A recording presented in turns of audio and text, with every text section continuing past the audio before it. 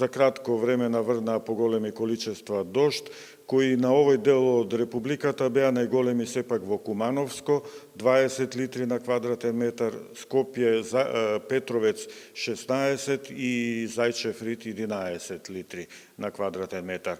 Помали количества имаше и во западните делови од земјата. Што се однесува до северозападот, таму се уште има зголемена облачност, од која е можно повторно уште еден бран од послаби врнежи да се преместат од Полошката котлина кон Скопскиот регион.